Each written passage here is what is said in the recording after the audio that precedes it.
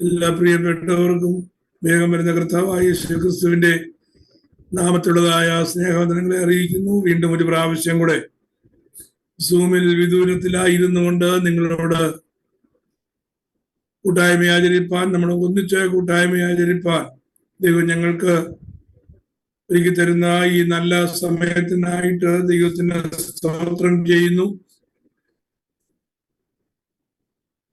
നെറ്റിൽ എന്തെങ്കിലും വേരിയേഷൻ ഉണ്ട് എങ്കിൽ നിങ്ങൾ മെസ്സേജ് ഇടുകയോ അല്ലെങ്കിൽ ഇൻഡിക്കേഷൻ തരികയോ ചെയ്യണമേ. കേൾക്കുന്നത് വളരെ ശ്രദ്ധയോടെ കരുതുവാൻ ദൈവം നമ്മെ സഹായിക്കട്ടെ. വീണ്ടും ബൈബിൾ ക്ലാസ്സിലേക്ക് നമുക്ക് ഒന്നിച്ച് കടന്നു വരുവാൻ കർത്താവ് കൃപ ചെയ്തല്ലോ. കഴിഞ്ഞ ക്ലാസ്സിൽ നമ്മൾ പഠിച്ചത് നിർത്തിയത് പുറപ്പാട് പുസ്തകമായിരുന്നു. ഉൽപ്പത്തി പുസ്തകത്തിൽ ദൈവത്തിന്റെ വീണ്ടെടുപ്പിന്റെ പദ്ധതി എങ്ങനെയാണ് ആരംഭിച്ചത് എന്ന് നാം പഠിക്കുവാനിടയായി. പുറപ്പാട് പുസ്തകത്തിൽ ഇസ്രായേൽ ജനത്തോടുള്ളതായ ബന്ധത്തിൽ ഇസ്രായേലിന്റെ അടിമത്തത്തിലായിരുന്നതായ ജനത്തെ യഹോവയായ ദൈവം എങ്ങനെയാണ് വിടുവിച്ച് കനാൻ നാട്ടിലേക്ക് കൊണ്ടുപോകുവാൻ അവരെ സജ്ജരാക്കിയത് എന്നുള്ളതായ കാര്യം നാം ചിന്തിപ്പനിടയായി. ഇതെല്ലാം നമ്മുടെ ഈ പ്രസന്റ് ഏജിൽ അല്ലെങ്കിൽ ഈ കൃപായുഗത്തിൽ ആത്മീയമായി ദൈവം നമുക്ക് വേണ്ടി ചെയ്യുന്നതായ പ്രവർത്തനങ്ങളുടെ വലിയ ഒരു പട്ടിക നമുക്ക് കാണുവാനായിട്ട് കഴിയും. പഴയ നിയമത്തിൽ എല്ലാം നിഴലായിരിക്കുമ്പോൾ ഒന്നുപോലും അതിൽ നിന്ന് മാറ്റുവാൻ കഴിയാത്ത വിധത്തിൽ എല്ലാ വിഷയങ്ങളും പുതിയ നിയമസഭയുമായി, പുതിയ നിയമ ആരാധനാക്രമവുമായി, പുതിയ നിയമ ക്രിസ്ത്യൻ ലൈഫുമായിട്ട് അത് അഭേദ്യമായി ബന്ധപ്പെട്ട് കിടക്കുകയാണ്. പുതിയ നിയമ സഭയുടെ അല്ലെങ്കിൽ പുതിയ നിയമ വിശ്വാസിയുടെ ജീവിതം എങ്ങനെ ആയിരിക്കണമെന്ന് വ്യക്തമായി നമുക്ക് മനസ്സിലാക്കണമെങ്കിൽ പഴയ നിയമത്തിലെ ഈ പ്രമാണങ്ങൾ നമ്മുടെ ഹൃദയത്തിൽ കൃത്യമായി എഴുതിയിരിക്കണം. അത് മറന്നിട്ട് അതിൽ നിന്ന് വിഭിന്നമായി നമുക്കൊരിക്കലും ദൈവത്തെ പ്രസാദിപ്പിക്കുന്ന ഒരു വിശുദ്ധ ജീവിതമോ ഒരു ക്രിസ്ത്യൻ ലൈഫോ നമുക്ക് ചെയ്യുവാനായിട്ട് കഴിയുകയില്ല എന്നുള്ളതാണ് തിരുവചനം നമ്മെ പഠിപ്പിക്കുന്നത്. അതുകൊണ്ട് പുതിയ നിയമത്തിൽ നാം പഠിക്കുന്നതായ ഓരോ ഭാഗങ്ങളും വളരെ ശ്രദ്ധാപൂർവം മനസ്സിലാക്കുകയും അത് സ്പിരിച്വലി നാം മനസ്സിലാക്കി അതിൻ്റെ ആഴങ്ങളിൽ ചെന്ന് അത് നമ്മുടെ ജീവിതത്തിൽ പ്രായോഗിക തലത്തിലേക്ക് കൊണ്ടുവരേണ്ടതിന് വേണ്ടിയാണ് ബൈബിൾ ക്ലാസ് നാം ഇങ്ങനെ ക്രമീകരിക്കുന്നത്. ദൈവത്തിന്റെ വീണ്ടെടുപ്പിന്റെ പദ്ധതി പുറപ്പാട് പുസ്തകത്തിൽ എങ്ങനെയായിരുന്നു എന്ന് നാം ചിന്തിച്ചു. മരുഭൂമിയിലേക്ക് യഹോവയായ ദൈവം ജനത്തെ കൊണ്ടുവന്നു. മരുഭൂമിയിലേക്ക് കൊണ്ടുവന്നതായ ജനത്തിന്റെ നടുവിൽ ദൈവത്തിന് വന്നു പാർക്കണമെന്നുള്ളതായ ആഗ്രഹമുണ്ടായി. അതുകൊണ്ട് മരുഭൂമിയിൽ ദൈവവും ജനവുമായിട്ട് നിരന്തരം സമ്പർക്കം പുലർത്തേണ്ടതിന് ദൈവത്തിനൊരു കൂടാരം പണിയണം എന്ന് മോശയ്ക്ക് യഹോവയായ ദൈവം കൊടുത്തതായ കൽപ്പന. അതാണ് ടബർനാക്കിളായി, സമാഗമന കൂടാരമായി മരുഭൂമിയുടെ അവരുടെ പാളയത്തിന്റെ മധ്യത്ത് വെളിപ്പെട്ടു നിൽക്കുന്ന ദൈവിക കൂടാരം. ആ ദൈവിക കൂടാരം സ്വർഗീയ കൂടാരത്തിന്റെ ഒരു നിഴലായിരുന്നു എന്ന് നമുക്ക് വിശദമായി നാം പഠിക്കുവാനിടയായി. ആ സമാഗമന കൂടാരത്തിന്റെ പ്രാകാരം മുതൽ അതിവിശുദ്ധ സ്ഥലം വരെയുള്ളതായ വിഷയങ്ങൾ എങ്ങനെയാണോ ക്രമീകരിച്ചിരിക്കുന്നത്, അതിനെ ഓരോ ഉപകരണങ്ങളെയും എങ്ങനെയാണോ യഹൂദന്മാർ അല്ലെങ്കിൽ ഇസ്രായേൽ ജനം ദൈവസന്നിധാനത്തിൽ നോക്കിക്കണ്ടത്, അവരുടെ വീക്ഷണത്തിൽ അവരുടെ വിഷനിൽ അതെങ്ങനെയായിരുന്നുവോ അത് തന്നെയാണ് പുതിയ നിയമസഭയ്ക്ക് വീണ്ടെടുക്കപ്പെട്ടതായ ദൈവജനത്തിന്റെ ആരാധനാക്രമം എന്ന് മനസ്സിലാക്കിയെങ്കിൽ മാത്രമേ സത്യത്തിലും ആത്മാവിലുമുള്ളതായ ആരാധനയുടെ മഹത്വം നമുക്ക് മനസ്സിലാക്കുവാൻ കഴിയത്തുള്ളൂ. ഇല്ല എങ്കിൽ എന്താ സംഭവിക്കുക? നാം കൂടി വരുന്നതായ ഓരോ കൂട്ടായ്മകളും അത് സോഷ്യൽ ഗ്യാതറിംഗ് ആയി വെറും ഒരു കൂട്ടായ്മ ബന്ധമായി അത് മാറ്റപ്പെടും. കൂട്ടായ്മ എന്നുള്ളതായ വാക്കിന് വളരെ ആഴമായ അർത്ഥമാണ് വേദപുസ്തകത്തിൽ കൊടുത്തിരിക്കുന്നത്. പക്ഷേ അതിന്റെ ആ അർത്ഥത്തിന്റെ, ആ വാക്കിന്റെ ആഴത്തിൽ നാം അത് മനസ്സിലാക്കിയിട്ടുണ്ടെങ്കിൽ പോലും ഒരുപക്ഷെ മറന്നുപോയിരിക്കാം. അത് ഒരിക്കൽ ഞാനത് വിവരിച്ച് പ്രസ്താവിച്ചതാണെന്നാണ് എൻ്റെ ഓർമ്മ. പൗലോസ് ഉപയോഗിച്ചിരിക്കുന്ന കൂട്ടായ്മ എന്നുള്ളതായ പദം അത് കൊയ്നോനിയ എന്നുള്ളതായ പദമാണ്. ആ പദത്തിന് വേദപുസ്തകം നൽകിയിരിക്കുന്ന ആഴം അല്ലെങ്കിൽ അർത്ഥവ്യാപ്തി വളരെ വലുതാണ്. ആ ഒരു കൂട്ടായ്മ, ദൈവവുമായിട്ട് മനുഷ്യനുമായിട്ടുള്ളതായ ബന്ധം എങ്ങനെയായിരിക്കണം എന്ന് തെളിയിക്കുന്നതായ വാക്കാണത്. ആ വാക്കിന്റെ ആഴമേറിയതായ അർത്ഥം നമ്മെ ബോധ്യമാക്കുന്നതായ അടുത്ത പുസ്തകമാണ് നാം ശാന്തമായി ചിന്തിക്കുവാനായിട്ട് പോകുന്നത്. ഉൽപ്പത്തി പുസ്തകവും പുറപ്പാട് പുസ്തകവും നാം ഒരുവിധം ചിന്തിച്ചു.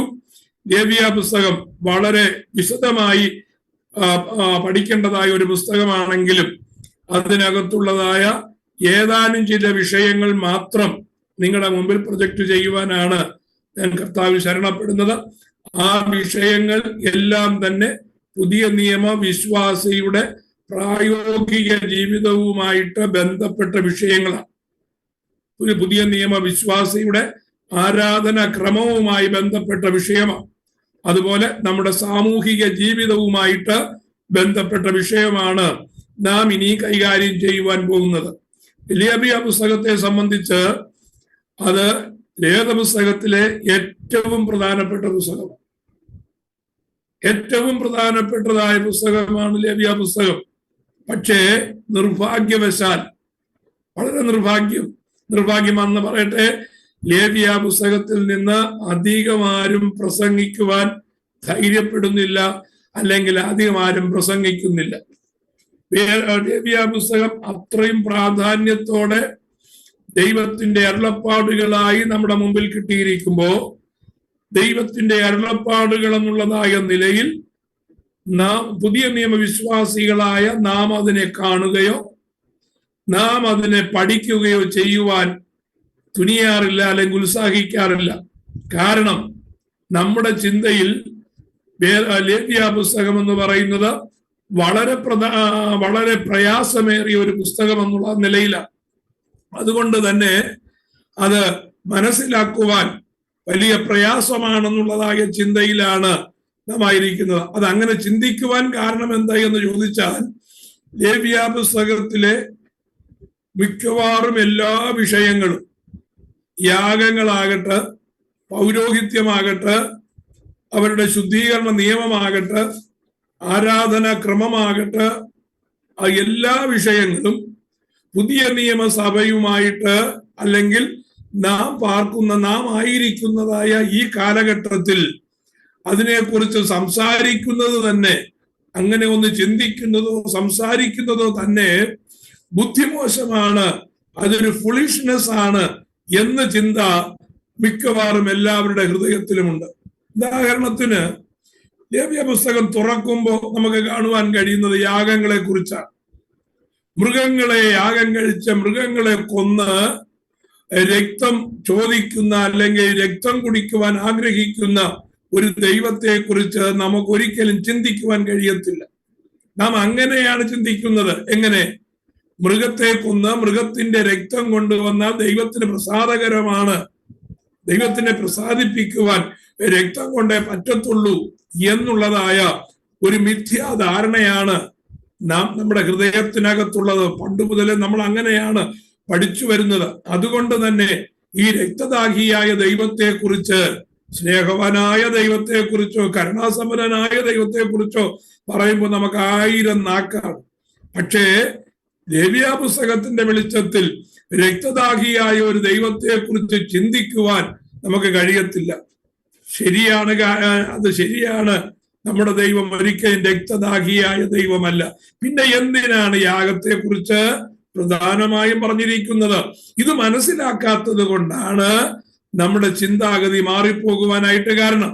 അപ്പോ ഈ കാലഘട്ടത്തിന് യോജിച്ചതായ വിഷയങ്ങളല്ല ഈ പുസ്തകത്തിൽ ഉള്ളത് എന്നുള്ളതാണ് ഒരു വിഷയം. രണ്ടാമത്, വേദപുസ്തകത്തിലെ മറ്റെല്ലാ പുസ്തകങ്ങളെക്കാളും വിഭിന്നമായ രീതിയിലാണ് ഈ പുസ്തകത്തിന്റെ വിഷയങ്ങൾ ഓരോന്നും. അതുകൊണ്ട് തന്നെ മറ്റുള്ളതായ പുസ്തകങ്ങളെ ഇഷ്ടപ്പെടുന്നത് പോലെ നമുക്ക് ലേവ്യ പുസ്തകം ഇഷ്ടപ്പെടുവാനായിട്ട് വലിയ പ്രയാസമുള്ളതായ കാര്യമാണ്.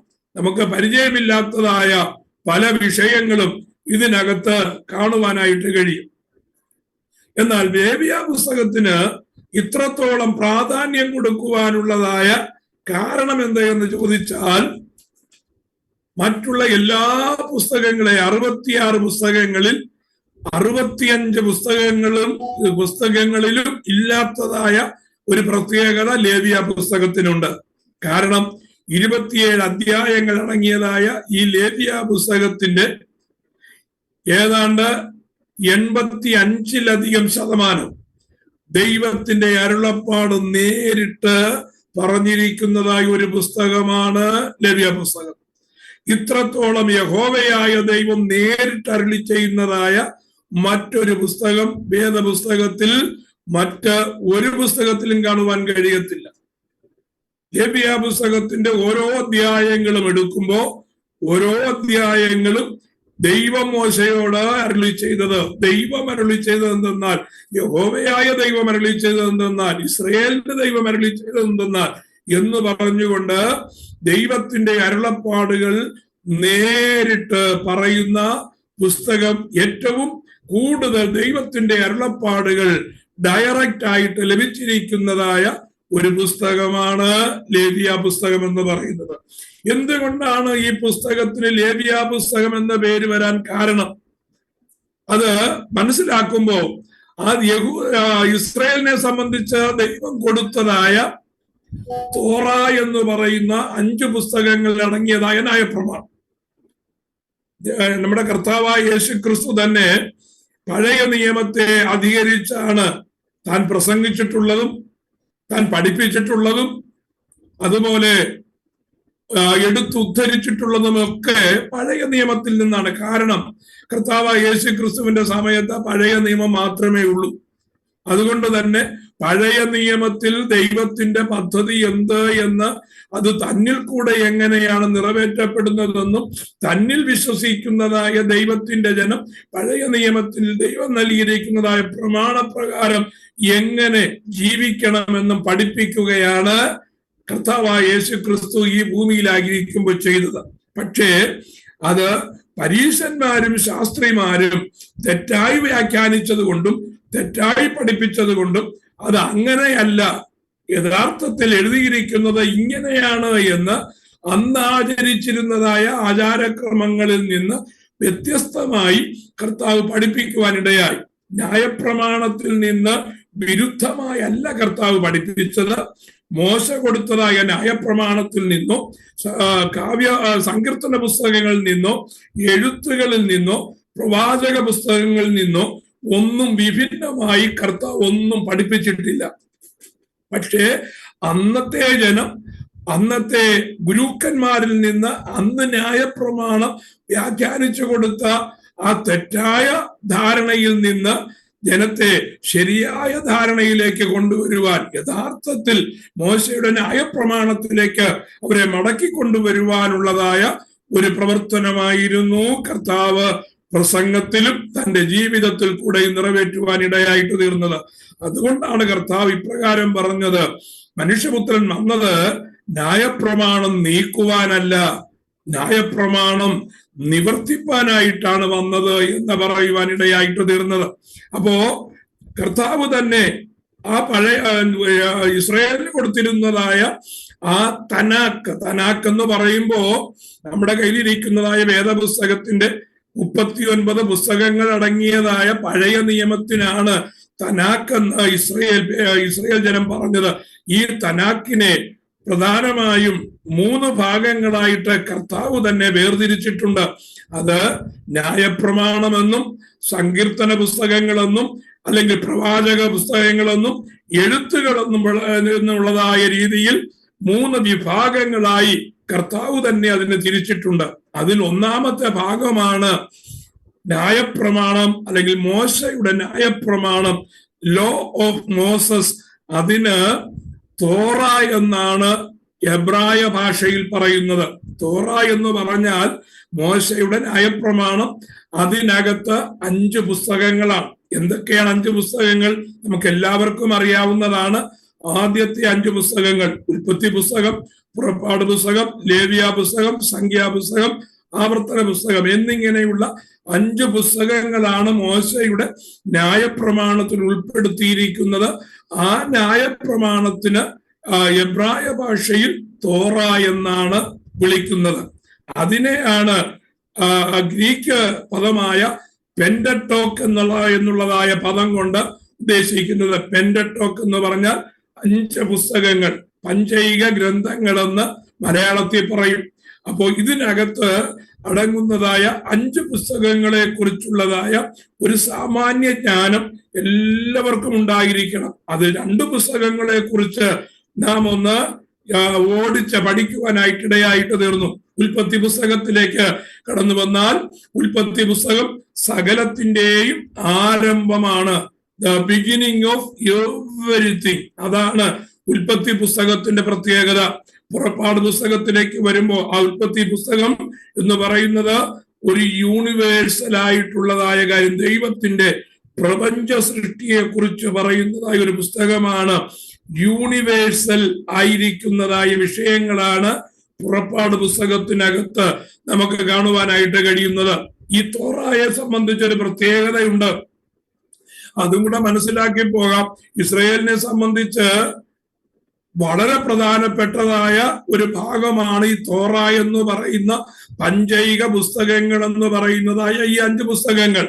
അത് ഒഴിച്ച് അവര് ഒഴിച്ചു വെക്കുന്ന പ്രശ്നമേ ഇല്ല. അവരുടെ നിത്യവും ദിവസേനയുള്ള വേദപുസ്തക വായനയിൽ ഈ തോറ അവർ വായിച്ചിരിക്കും. അവരുടെ വായനയിൽ 1 വർഷം കൊണ്ട് ഈ തോറ അവർ കംപ്ലീറ്റ് വായിക്കത്തക്ക രീതിയിലാണ് ചെറുപ്പം മുതലേ ഓരോ ഇസ്രയേലിനെയും ഓരോ യഹൂദനെയും അഭ്യസിപ്പിക്കുന്നത്. കൂടാര പെരുന്നാൾ എന്ന് പറയുന്ന പെരുന്നാളിൽ അവർ അത് വായിച്ചു തുടങ്ങുന്നതായ തോറ അടുത്ത കൂടാര പെരുന്നാൾ വരുമ്പോ 360 ദിവസം കഴിഞ്ഞ് അടുത്ത കൂടാര പെരുന്നാൾ വരുമ്പോ അവര് ആ തോറ 5 പുസ്തകങ്ങൾ വായിച്ചു കഴിഞ്ഞിരിക്കും. അപ്പോ 1 വർഷം 1 പ്രാവശ്യം അവർ വായിക്കും എന്ന് പറഞ്ഞാൽ, ചുരുക്കത്തിൽ പഞ്ചൈക പുസ്തകങ്ങൾ മോശയുടെ ന്യായപ്രമാണത്തെ സംബന്ധിച്ച് ഓരോ യഹൂദനും അല്ല ഓരോ ഇസ്രയേലിനും ആഴമായ അറിവുണ്ടായിരിക്കും. അതിനോട് ബന്ധപ്പെട്ട് അവരുടെ കുടുംബ മീറ്റിങ്ങുകളിൽ, അവരുടെ മറ്റുള്ളതായ യോഗങ്ങളിൽ അവരുടെ പണ്ഡിതന്മാർ അല്ലെങ്കിൽ പിതാക്കന്മാർ എഴുതി വച്ചിരിക്കുന്നതായ അവരുടെ തൽമൂദുകൾ അതിനോട് ചേർന്ന് അവർ പഠിക്കുവാനായിട്ടിടയാകും. അപ്പോ ചുരുക്കി പറഞ്ഞാൽ, ഒരു കുടുംബത്തിൽ ഉള്ളതായ കുടുംബനാഥനെ സംബന്ധിച്ച് അവന് ന്യായപ്രമാണത്തെ സംബന്ധിച്ചും ദൈവിക പ്രവചനങ്ങളെ സംബന്ധിച്ചും അവരുടെ തനാക്കിനെ സംബന്ധിച്ചുമുള്ളതായ ആഴമായ അറിവ് ഉണ്ടായിരിക്കുന്നതിന് അപ്പുറമായി തൽമൂദുകളെ കുറിച്ചുള്ളതായ ഗ്രാഹ്യവും ഉണ്ടായിരിക്കും. അപ്പോ അവരെന്ത് ചെയ്യുന്നറിയാമോ? അതായത് കുടുംബത്തിന്റെ നാഥൻ എന്ത് ചെയ്യുന്നറിയാമോ? അത് ആ കുടുംബത്തിലുള്ളതായ എല്ലാവരോടും ദിനം പ്രതിയുള്ളതായ കുടുംബ മീറ്റിങ്ങുകളിൽ തുടർമാനമായി ഇങ്ങനെ പറഞ്ഞുകൊണ്ടിരിക്കും. അപ്പോ അതിങ്ങനെ തുടർമാനമായി പറഞ്ഞുകൊണ്ടിരിക്കുന്ന 1 വർഷമാണോ 2 വർഷമാണോ അല്ല. അവരുടെ കുടുംബ പ്രാർത്ഥന എന്ന് പറയുന്നത് മുടങ്ങാതെ ഒരു 3-4 മണിക്കൂർ എടുക്കുന്നതായ കുടുംബ പ്രാർത്ഥനയാണ്.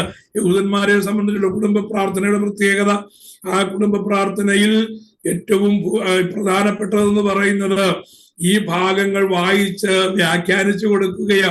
എങ്ങനെയാണ് വ്യാഖ്യാനിച്ചു കൊടുക്കുന്നത്? എഴുതപ്പെട്ടതായ ആ എബ്രായ ഭാഷയിൽ എഴുതപ്പെട്ടതായ ദൈവത്തിന്റെ വചനം തൽമൂദുകളുടെ സഹായത്തോടുകൂടെ അതിന്റെ വിവരണങ്ങൾ ഉൾപ്പെടെ അതിങ്ങനെ ദിനംതോറും പറഞ്ഞു കൊടുക്കുന്നത് കൊണ്ട് ഓരോ യഹൂദനെ സംബന്ധിച്ചും ഓരോ ഇസ്രയേലിനെ സംബന്ധിച്ചും പിതാക്കന്മാരെ കുറിച്ചുള്ളതായ അറിവ്, ജനത്തെ കുറിച്ചുള്ളതായ അറിവ്, അത്യുന്നതനായ ദൈവത്തിന്റെ പ്രവൃത്തികളെ കുറിച്ചുള്ളതായ ആഴമായ അറിവും വിശ്വാസവും അവരുടെ ഹൃദയത്തിൽ അങ്കുരിക്കുവാനായിട്ടിടയായിട്ട് തീരും. ഇതാണ് അവരുടെ ചിട്ട. അപ്പൊ അവരെ സംബന്ധിച്ച് ഈ പുസ്തകങ്ങളെ കുറിച്ചുള്ളതായ ആഴമായ അറിവുണ്ട്. ഉൽപ്പത്തി പുസ്തകത്തിലേക്ക് വരുമ്പോ ഞാൻ പറഞ്ഞു, അത് സകലത്തിന്റെയും ആരംഭത്തെ കുറിക്കുന്ന പുസ്തകമാണ്.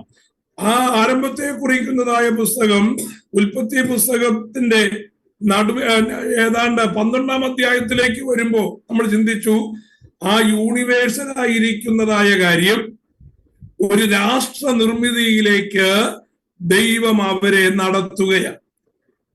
ദൈവത്തിന് ഇഷ്ടപ്പെട്ടതായ ഒരു രാഷ്ട്രം നിർമ്മിക്കേണ്ടതിന് വേണ്ടി, ഒരു ജനസമൂഹത്തെ നിർമ്മിക്കേണ്ടതിന് വേണ്ടി ദൈവത്തെ അനുസരിക്കുമെന്ന് ദൈവത്തിന് ബോധ്യമായ ഒരു വ്യക്തിയെ മെസൊപ്പൊത്താമിയയിൽ നിന്ന് വിളിച്ചു വേർതിരിക്കുകയാണ്. അതാണ് അബ്രഹാം.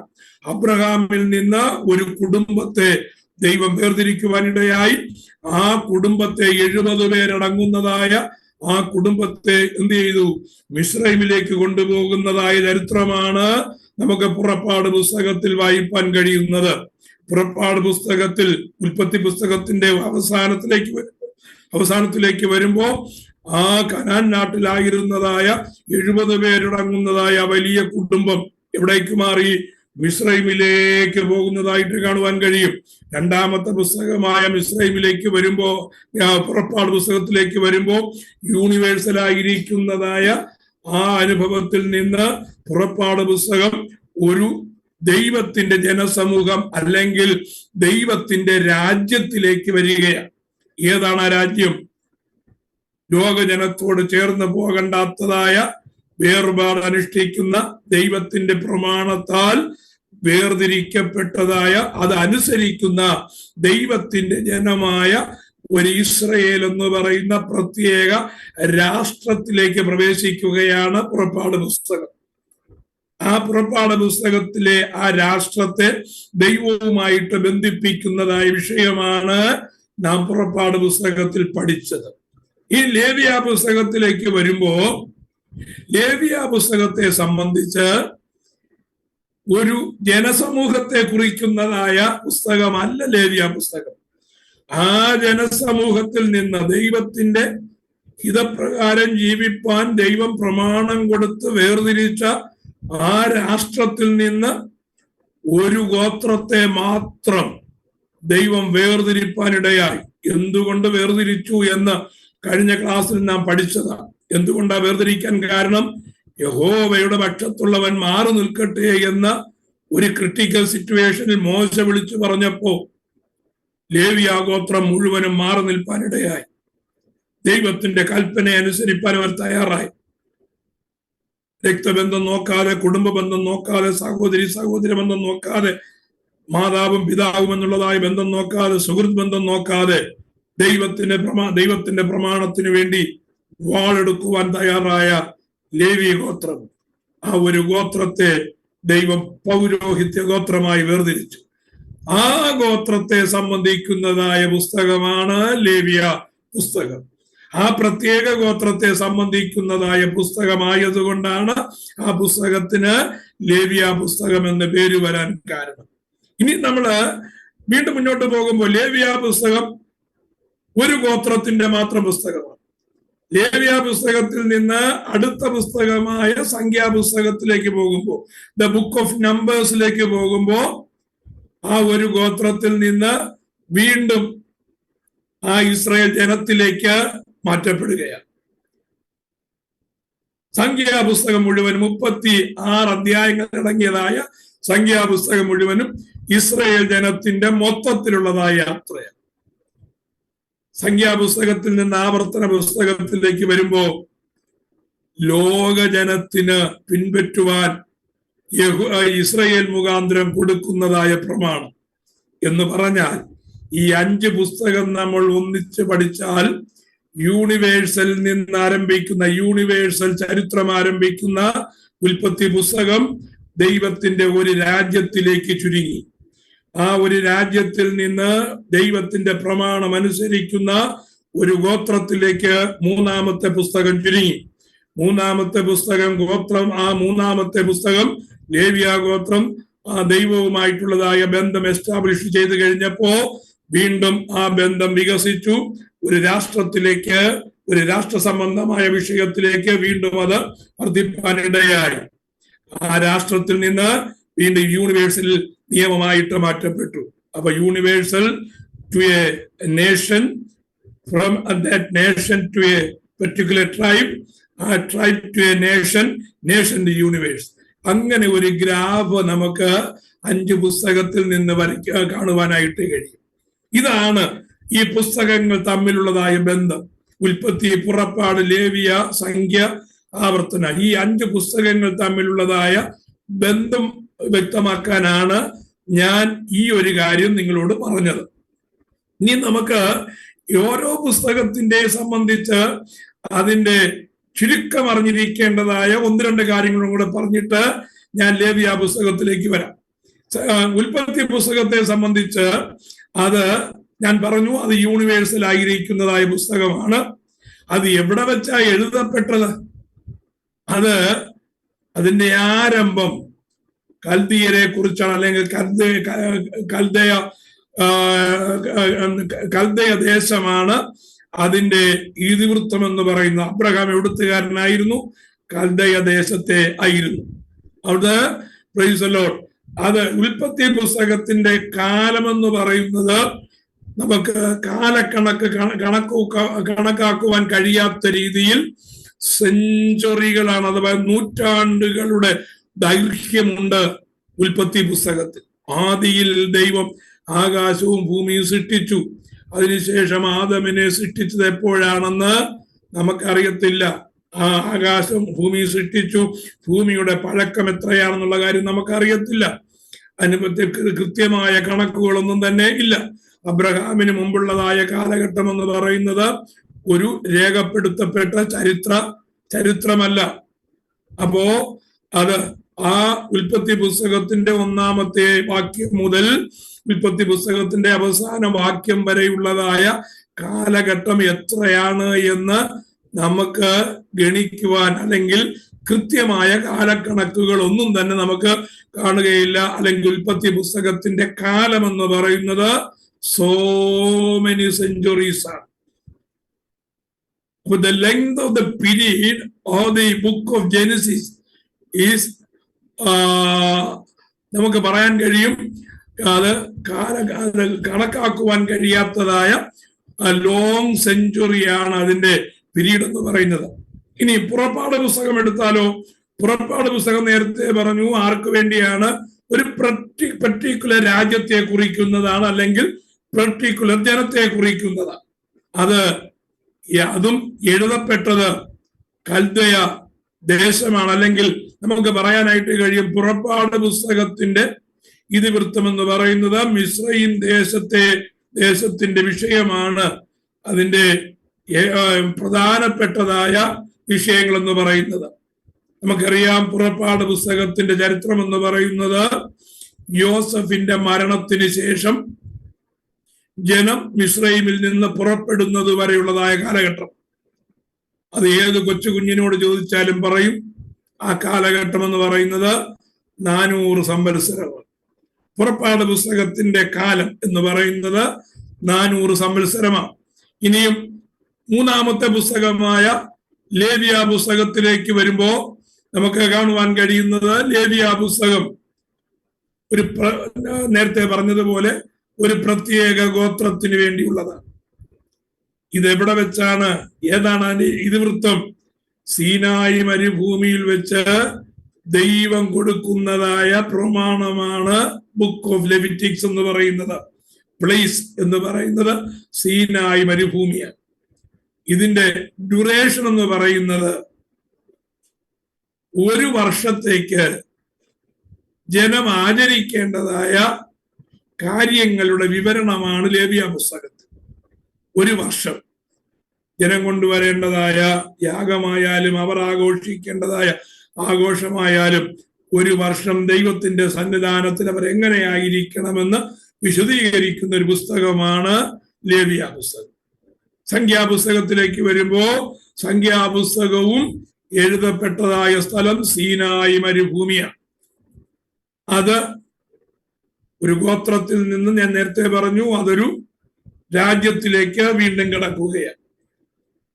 അതിന്റെ കാലക്കണക്കെന്ന് പറയുന്നത്, സംഖ്യാപുസ്തകത്തിന്റെ കാലക്കണക്കെന്ന് പറയുന്നത് ഇസ്രായേൽ ജനം മരുഭൂമിയിലായിരുന്നതായ കാലഘട്ടമാണ്. നമുക്കറിയാം, ഇസ്രായേൽ ജനം മരുഭൂമിയിലായിരുന്ന കാലഘട്ടം എത്രയാണ്? 1 വർഷമാണോ? 2 വർഷമാണോ? 10 വർഷമാണോ? അല്ല. മരുഭൂമിയിലായിരുന്ന കാലഘട്ടം എന്ന് പറയുന്നത് 40 വർഷം അവർ മരുഭൂമിയിൽ ഉഴന്നു നടന്നു എന്നാണ് നമുക്കൊരു ഭാഗത്ത് വായിപ്പാൻ കഴിയുന്നത്. അപ്പോ ഇസ്രായേൽ ജനത്തിന്റെ മിസ്രൈമിൽ നിന്ന് പുറപ്പെട്ടിടം മുതൽ കനാൻ ദേശത്തേക്ക് എത്തുന്നിടം വരെയുള്ളതായ 40 വർഷത്തെ ചരിത്രമാണ് സംഖ്യാപുസ്തകത്തിൽ. ഉൽപ്പത്തി പുസ്തകത്തിൽ അനേക നൂറ്റാണ്ടുകളുടെ ചരിത്രം പറയുമ്പോൾ, പുറപ്പാട് പുസ്തകത്തിൽ 400 വർഷത്തെ ചരിത്രം പറയുമ്പോൾ, ലേവ്യ പുസ്തകം 1 വർഷത്തെ കാര്യം പറയുമ്പോൾ, സംഖ്യാപുസ്തകം 40 വർഷത്തിലേക്ക് കിടക്കുകയാണ്. ആവർത്തന പുസ്തകം വരുമ്പോഴോ ഇനിയും വരുവാനിരിക്കുന്നതായ കാലങ്ങൾ ഉൾപ്പെടെ ജനം ആചരിക്കേണ്ടതായ നിയമങ്ങൾ കൊടുത്തിരിക്കുന്നതായ പുസ്തകമാണ്, ആവർത്തിച്ചു കൊടുത്തിരിക്കുന്നതായ പുസ്തകമാണ് ആവർത്തന പുസ്തകം. അപ്പോ ഈ 5 പുസ്തകങ്ങൾ തമ്മിലുള്ളതായ ബന്ധം നിങ്ങൾക്ക് മനസ്സിലായി കാണും എന്ന് ഞാൻ വിചാരിക്കുകയാണ്. ഈ 5 പുസ്തകങ്ങളെയും സെപ്പറേറ്റ് ചെയ്ത് പഠിക്കുകയല്ല, അത് ഒന്നിച്ച് പഠിക്കേണ്ടതായ കാര്യമാണ്. കാരണം ഒന്നിനോട് ബന്ധപ്പെട്ടിരിക്കുകയാണ്. ഉൽപ്പത്തി പുസ്തകം ഇല്ലാതെ പുറപ്പാട് പുസ്തകമില്ല. പുറപ്പാട് പുസ്തകം മാത്രം വെച്ചുകൊണ്ട് നമുക്കൊന്നും മനസ്സിലാക്കുവാൻ കഴിയത്തില്ല. ഉൽപ്പത്തി പുസ്തകം കൂടെ ഉണ്ടെങ്കിൽ പുറപ്പാട് പുസ്തകം എന്തെന്ന് മനസ്സിലാക്കാൻ കഴിയത്തുള്ളൂ. പുറപ്പാട് പുസ്തകത്തിന്റെ നിലനിൽപ്പെന്ന് പറയുന്നത് ആവർത്തന ലേവ്യ പുസ്തകമാണ്. കാരണം ജനത്തിന്റെ ദൈവവുമായിട്ടുള്ളതായ ബന്ധം, ദൈവം പുറപ്പെടുവിച്ചു കൊണ്ടുവന്നതായ ജനത്തിന് ദൈവവുമായിട്ടുള്ള ബന്ധമില്ലെങ്കിൽ പിന്നെ പുറപ്പെടുവിച്ചു കൊണ്ടുവന്നത് കൊണ്ട് എന്താ പ്രയോജനം? ആ ബന്ധം സ്ഥാപിക്കുന്ന പുസ്തകമാണ് ലേവ്യ പുസ്തകം. ഇപ്പൊ ലേവ്യ പുസ്തകം ഇല്ലാതെ പുറപ്പാട് പുസ്തകത്തിന് നിലനിൽപ്പില്ല. അതുപോലെ തന്നെയാണ് സംഖ്യാപുസ്തകവും ആവർത്തന പുസ്തകവും. അപ്പൊ ഞാൻ പറഞ്ഞു വന്നത്, ഈ 5 പുസ്തകങ്ങൾ തമ്മിലുള്ളതായ ബന്ധം അനിഷേധ്യമാണ്. അത് നമ്മൾ മനസ്സിലാക്കിയിട്ട് വേണം നമ്മുടെ വേദപുസ്തക പഠനം തന്നെ ആരംഭിക്കുവാൻ. ഇത്രയും മനസ്സിലാക്കുവാൻ ദൈവം നമുക്ക് സഹായിച്ചതോർത്ത് ഞാൻ ദൈവത്തിന് സ്തോത്രം ചെയ്യുകയാണ്. ഇനി നമുക്ക് ലേവ്യ പുസ്തകത്തിലേക്ക് വരാം. ലേവ്യ പുസ്തകം വളരെ പെട്ടെന്ന് നമുക്ക് മനസ്സിലാക്കി പോകാം.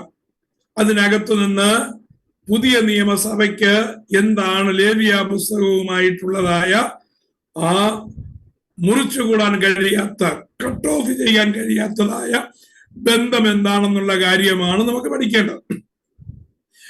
ലേവ്യ പുസ്തകം പഠിക്കുമ്പോൾ അതിനകത്ത് പറഞ്ഞിരിക്കുന്നതായ ചില കാര്യങ്ങൾ നമ്മൾ എന്താ പഠിക്കുവാൻ പോകുന്നതെന്ന് ആദ്യം ഒന്ന് പറഞ്ഞിട്ട് നമുക്ക് ഓരോ അധ്യായങ്ങളിലേക്ക് കിടക്കാം.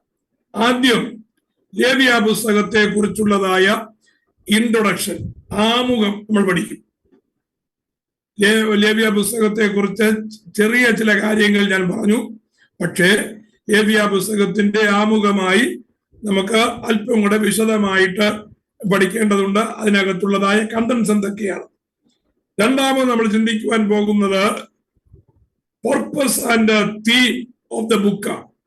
അതായത് ഈ പുസ്തകത്തിന്റെ ഉദ്ദേശം. ഞാൻ നേരത്തെ പറഞ്ഞു, നേരത്തെ നമ്മൾ പഠിച്ചതാണ്, വേദപുസ്തകത്തിന്റെ 66 പുസ്തകങ്ങൾക്കും ഓരോ ഉദ്ദേശമുണ്ട്. വെറുതെ എഴുതി വെച്ചേക്കുന്നതല്ല. ഓരോ പുസ്തകത്തിനും പെർട്ടിക്കുലർ പർപ്പസ് ഉണ്ട്. ബുക്ക് ഓഫ് ലെവിറ്റിക്കസിനും ഒരു പെർട്ടിക്കുലർ പർപ്പസ് ഉണ്ട്, ഒരു പെർട്ടിക്കുലർ തീം ഉണ്ട്. രണ്ടാമത് പഠിക്കുവാൻ പോകുന്നത് what is the purpose of book of Leviticus and what is the theme of the book of Leviticus എന്നുള്ളത്.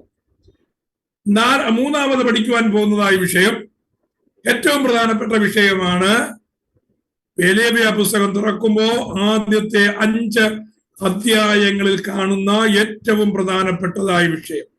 അത് 5 യാഗങ്ങളാണ്.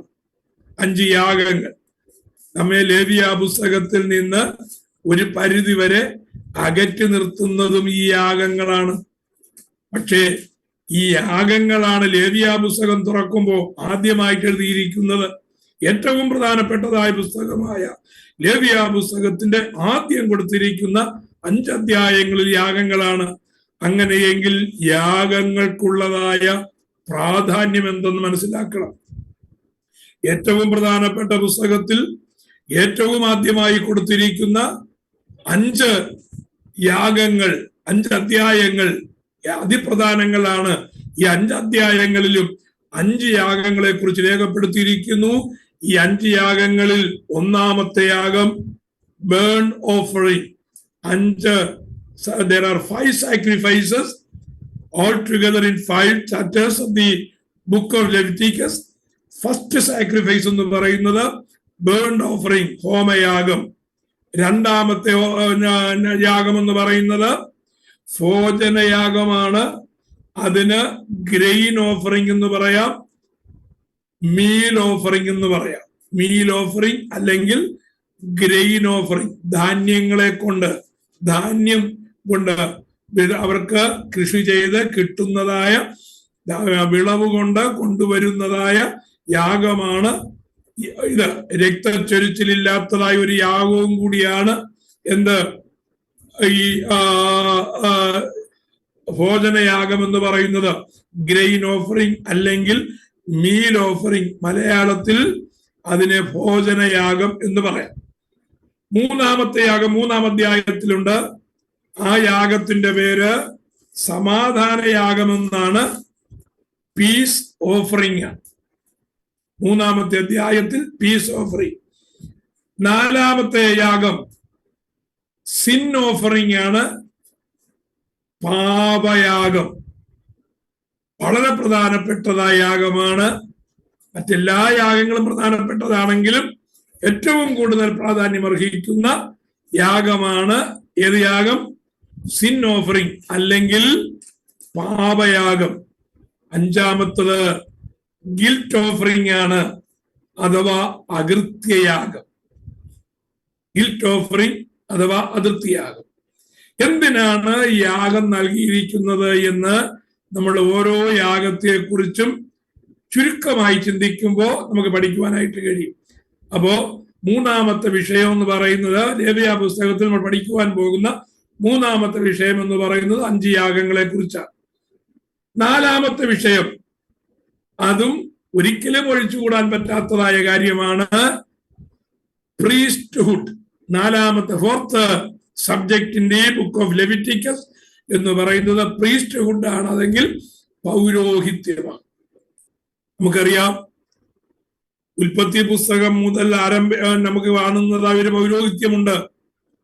അത് രാജകീയ പൗരോഹിത്യമാണ്. മെൽക്കിസദേക്കിന്റെ ക്രമപ്രകാരമുള്ളതായ പൗരോഹിത്യം.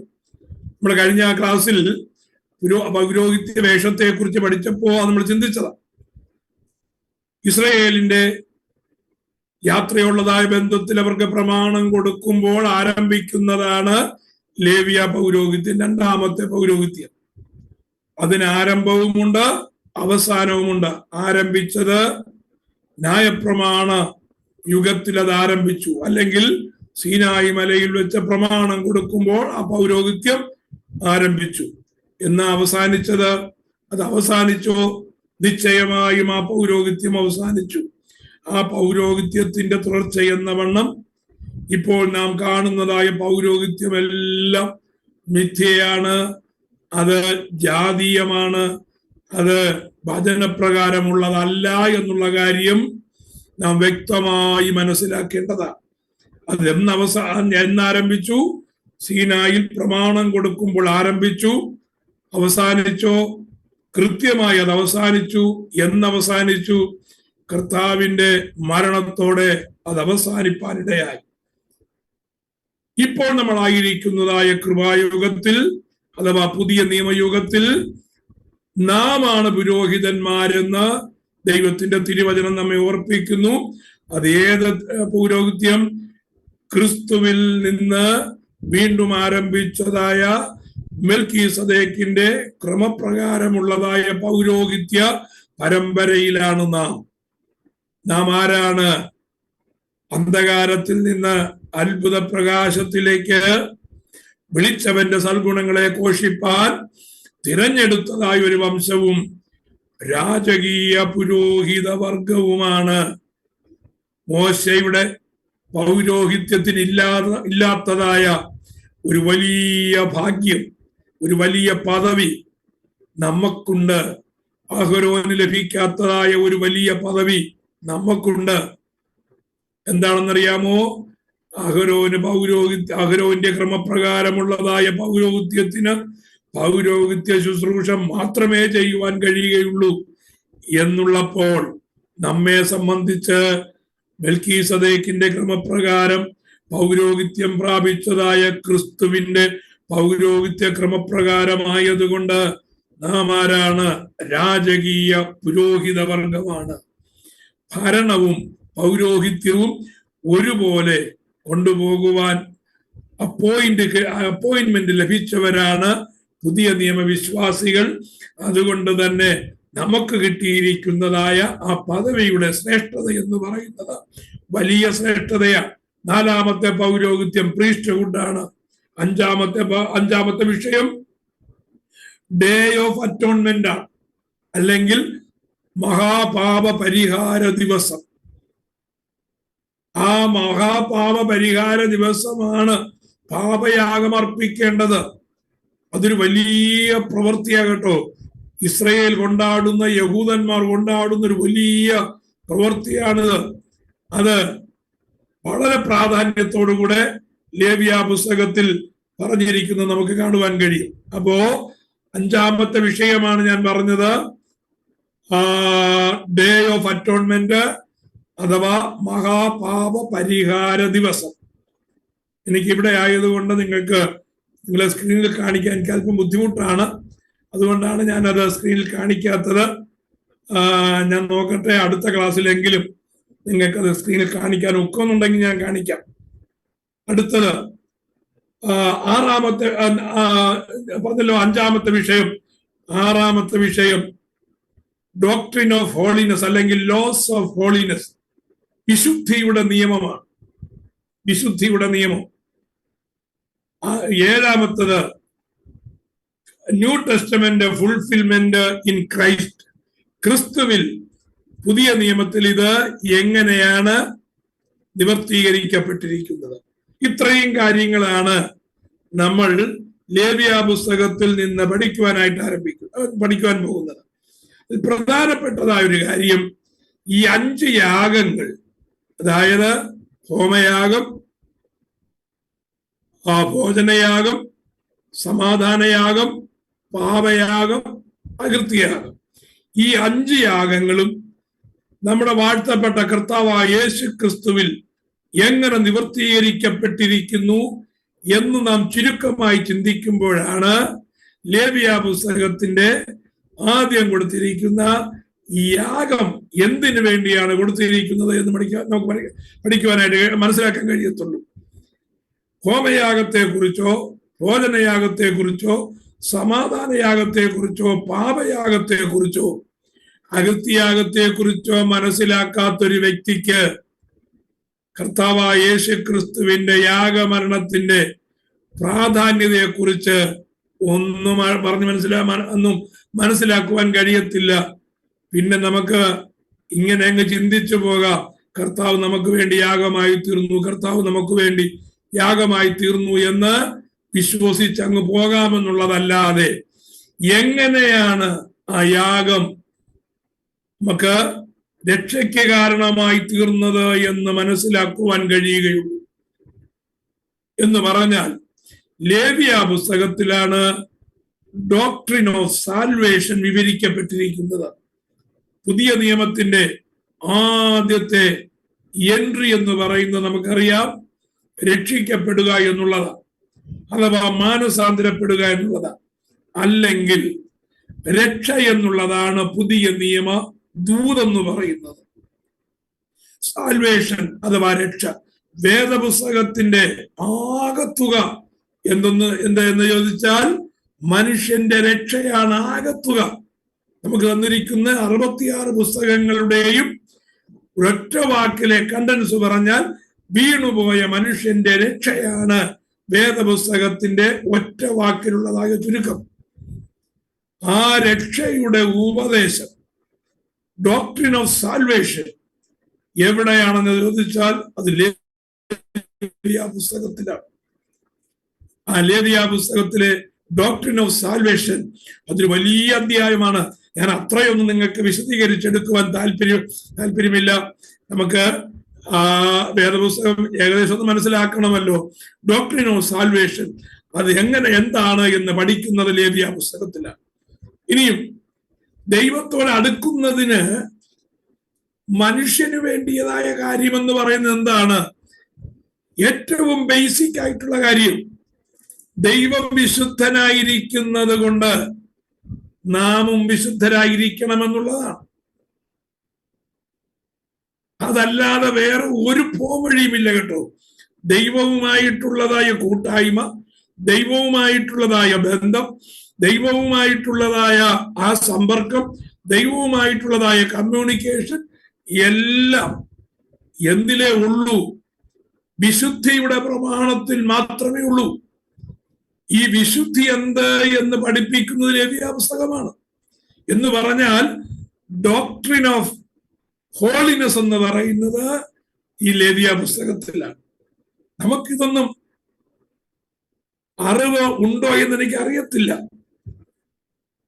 ഇതറിയാതെ ഞാൻ വിശുദ്ധനായി നമ്മൾ വായിക്കാറുണ്ട്, നമ്മൾ കേൾക്കാറുണ്ട്, അല്ലെങ്കിൽ പറയാറുണ്ട്, ഞാൻ വിശുദ്ധനായിരിക്കുന്നത് പോലെ നിങ്ങൾ വിശുദ്ധരായിരിപ്പീൻ. തെറ്റാണത്. ഒരിക്കലും അതിന് കഴിയത്തില്ല. ദൈവം വിശുദ്ധനായിരിക്കുന്നത് പോലെ നമുക്ക് വിശുദ്ധരായിരിക്കാൻ കഴിയത്തില്ല. നമുക്ക് കഴിയാത്തൊരു കാര്യം നമ്മിൽ നിന്ന് ദൈവം ആവശ്യപ്പെടുത്തുമില്ല. ദൈവം പരിശുദ്ധിയുടെ ഉത്തുംഗ ശൃംഗത്തിലാണ് ദൈവം. അവിടെ പാപത്തിന് എത്തി നോക്കുവാൻ കഴിയത്തില്ല, തിന്മയ്ക്ക് പ്രവേശനമില്ല, ദോഷത്തിന് പ്രവേശനമില്ല, അശുദ്ധിക്ക് പ്രവേശനമില്ല. ദൈവം ഇരിക്കുന്ന ഇടത്ത്, അങ്ങനെയുള്ളതായ ഒരിടത്താണ് ദൈവം ഇരിക്കുന്നത്. എന്നാൽ നാം ഇരിക്കുന്നത് എവിടെയാണ്? നമ്മെ ആക്കി വച്ചിരിക്കുന്നത് എവിടെയാണ്? നാം ആയിരിക്കുന്നത് തിന്മ നിറഞ്ഞ ലോകത്തിൽ, നാം ആയിരിക്കുന്നത് അകൃത്യം നിറഞ്ഞ ലോകത്തിൽ, നാം ആയിരിക്കുന്നത് അശുദ്ധി നിറഞ്ഞ ലോകത്തിൽ, നാം ആയിരിക്കുന്നത് പാപം നിറഞ്ഞൊരു ലോകത്തിലാണ് നാം ആയിരിക്കുന്നത്. രണ്ട് മണ്ഡലവും തമ്മിൽ വ്യത്യാസമുണ്ട്. ദൈവം ഇരിക്കുന്ന മണ്ഡലവും നാം ഇരിക്കുന്ന മണ്ഡലവും തമ്മിൽ വ്യത്യാസമുണ്ട്. നമുക്ക് ചോദിക്കാം, അതെങ്ങനെയാ ദൈവം ഇരിക്കുന്ന വിശുദ്ധിയിലേക്ക് ഞങ്ങൾക്ക് വരുവാൻ കഴിയുന്നത്? ഇമ്പോസിബിൾ അല്ലേ എന്ന് ചോദിച്ചാൽ അതിനാണ് മീഡിയേറ്ററായ കർത്താവായ യേശു ക്രിസ്തു. ദൈവ രൂപത്തിലിരിക്കെ ദൈവത്തോടുള്ളതായ സമത്വം ഉണ്ടായിരുന്നപ്പോൾ എങ്ങനെയാണോ അത്യുന്നതനായ ദൈവം പരിശുദ്ധിയുടെ പരമശൃംഗത്തിൽ ഇരുന്നത്, അവിടെ നിന്ന് മ്ലേച്ഛത നിറഞ്ഞ ലോകത്തിലേക്ക് ഇറങ്ങി വന്ന് ഈ അധോമണ്ഡലത്തിൽ വന്നതായ കർത്താവായ യേശു ക്രിസ്തു പാപ ശരീരത്തിലാണ് വസിച്ചതെങ്കിലും പാപം ചെയ്തില്ല. ഈ മണ്ഡലത്തിൽ ഒരു മനുഷ്യന് വിശുദ്ധനായിരിക്കാൻ കഴിയുമെന്ന് ദൈവം ആഗ്രഹിക്കുന്നതായ വിശുദ്ധി ഈ മണ്ഡലത്തിൽ സൂക്ഷിപ്പാൻ കഴിയുമെന്ന് പഠിപ്പിച്ച് മാതൃക കാണിച്ചു തന്നതാണ് നമ്മുടെ വാഴ്ത്തപ്പെട്ടവനായ കർത്താവ്. അതുകൊണ്ട് ദൈവം നമ്മോട് പറയുന്നത് എന്താണെന്നറിയാമോ? ഞാൻ വിശുദ്ധനായിരിക്കുന്നത് കൊണ്ട് നിങ്ങളും വിശുദ്ധരായിരിപ്പീൻ എന്നാണ്. ഞാൻ വിശുദ്ധനായിരിക്കുന്നത് പോലെ നിങ്ങൾ വിശുദ്ധരായിരിക്കാനല്ല, ഞാൻ വിശുദ്ധനായിരിക്കുന്നത് കൊണ്ട് നിങ്ങൾ വിശുദ്ധരായിരിപ്പീൻ. അർത്ഥം, ഞാൻ എൻ്റെ മണ്ഡലത്തിൽ, ഉന്നതമായ മണ്ഡലത്തിൽ എത്രത്തോളം വിശുദ്ധി എനിക്ക് സൂക്ഷിക്കുവാൻ പറ്റുമോ ആ വിശുദ്ധിയുടെ ഉന്നതിയിൽ ഞാൻ ഇരിക്കുന്നു. അതുകൊണ്ട് നിങ്ങളെയും ആക്കി വെച്ചിരിക്കുന്നതായ മണ്ഡലത്തിൽ നിങ്ങളുടെ ശരീരത്തിൽ, നിങ്ങളുടെ ചിന്തയിൽ, നിങ്ങളുടെ പ്രവൃത്തിയിൽ എത്രത്തോളം വിശുദ്ധരായിരിക്കാൻ ദൈവവചനം നിങ്ങളെ പഠിപ്പിക്കുന്നുവോ അത്രത്തോളം വിശുദ്ധരായിരിക്കണം. അതാണ് നമ്മളെ കുറിച്ച് ദൈവം ആഗ്രഹിക്കുന്നത്.